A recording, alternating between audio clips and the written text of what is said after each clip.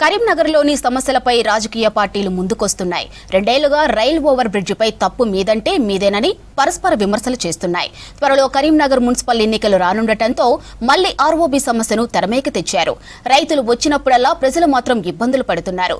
ముఖ్యంగా ఎమర్జెన్సీ టైంలో అంబులెన్స్ ఆగిపోతుంది.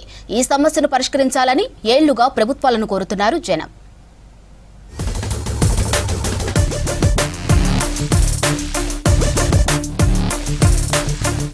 కరీంనగర్ జిల్లా తీగలగుట్టపల్లి దగ్గర రెండేళ్ల క్రితం ప్రారంభించిన ఆర్ఓబీ నిర్మాణం ఇంకా పూర్తి కాలేదు. 2023 జూలైలో శంకుస్థాపన జరిగిన ఈ ఆర్ఓబీని మొత్తం 156 కోట్లతో 2 లైన్లతో నిర్మిస్తున్నారు. పిల్లర్లు దాదాపు పూర్తయినా రైల్వే ట్రాక్ మీదుగా స్లాబ్ వేసేందుకు కావలసిన స్ట్రక్చరల్ డిజైన్లు, డ్రాయింగ్స్ ను రైల్వే శాఖ ఈ ఏడాది మార్చి వరకు ఇవ్వకపోవడంతో పనులు నిలిచిపోయాయి. దీంతో కరీంనగర్ మంచిర్యాల మార్గంలో రైలు గేటు వేసిన ప్రతిసారి వాహనదారులు, అంబులెన్సులు ఇరుక్కుపోతున్నాయి. కొన్నిసార్లు లేట్ అవ్వడం వల్ల అంబులెన్స్లోని పేషెంట్లు ప్రాణాలు కోల్పోయిన ఘటనలు నమోదయ్యాయి.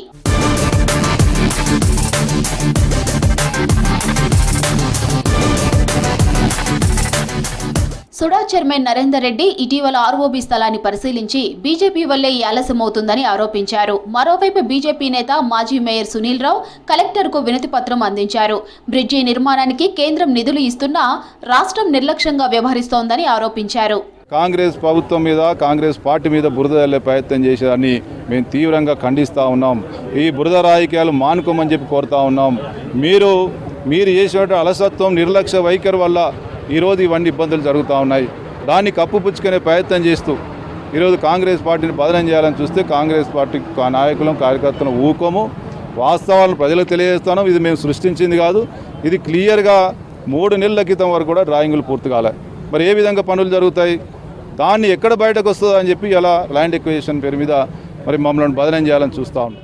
125 ఫీట్ల కుదించినటువంటి దాన్ని ఇప్పటి వరకు కూడా R&B డిపార్ట్మెంట్ వారు సరైన కాంకరెన్స్ రిపోర్ట్ అనేది 125 ఫీట్లకు మేము నిర్ణయం తీసుకున్నాము.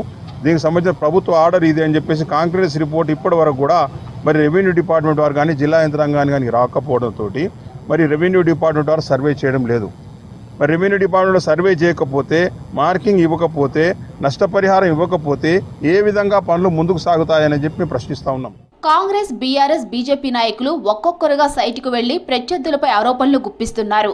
బీజేపీ వాళ్లు రాష్ట్ర ప్రభుత్వమే నిర్లక్ష్యం చేస్తుందని అంటుంటే, కాంగ్రెస్ నేతలు కేంద్రం విధానాల వల్లే ప్రాజెక్టు ఆగిపోయిందంటూ కౌంటర్ ఇస్తోంది. ఎన్నికలు ఉండటం వల్ల ఈ ఆర్ఓబీ పంచాయతీని నాయకులు మరింతగా రెచ్చగొడుతున్నారని ప్రజలు మండిపడుతున్నారు. సమస్యను పట్టించుకొని త్వరగా పరిష్కారం చూపాలని డిమాండ్ చేస్తున్నారు స్థానికులు. తీగలగుట్టపల్లిలో ఇప్పుడు నిర్మిస్తున్నటువంటి ఆర్ఓబీ ఇది 2 సంవత్సరాల క్రితం శాంక్షన్ చేసి వీటిని పని ప్రారంభించడం జరిగింది. అప్పటి నుండి మేము ఆర్ఓబీ కావాలి, తొందరగా నిర్మించండి అని చెప్పి మేము ప్రజాప్రతినిధులతోని, అధికారులతోని మొరబెట్టుకుంటూ ఉన్నాము. అయితే వీళ్ళు అధికారులు మరింత ఉత్సాహంతో 100 ఫీట్లలో చేయవలసినటువంటి ఆర్ఓబీ వెడల్పును 160 ఫీట్లుగా వాళ్ళు నిర్ణయం చేసినారు. 160 ఫీట్లు అవసరమే లేదు. సేతుబంధన్ స్కీమ్ కింద ఈ బ్రిడ్జిని కేంద్ర ప్రభుత్వం తీసుకుంది. కరీంనగర్ చొప్పదిండి మధ్యలో తీగలగుట్టపల్లి దగ్గర రైల్వే గేటు మీదుగా రైల్ ఓవర్ బ్రిడ్జి నిర్మించేందుకు 128 కోట్లు కేంద్రం ఇవ్వగా రాష్ట్ర ప్రభుత్వం తన వాటా కింద 28 కోట్లు కేటాయించింది. మొత్తంగా 156 కోట్లు మంజూరు చేసింది. 4 లైన్లలో 750 మీటర్ల పొడవు, 21 మీటర్ల వెడల్పుతో బ్రిడ్జిని నిర్మించాల్సి ఉంది.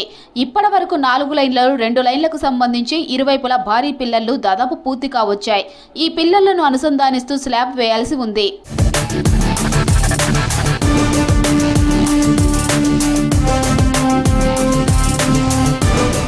రాజకీయ పార్టీలు తమ లబ్ధి కోసం రాజకీయ విమర్శలు మాని పనులు పూర్తయ్యేలా చూడాలని ప్రజలు కోరుకుంటున్నారు.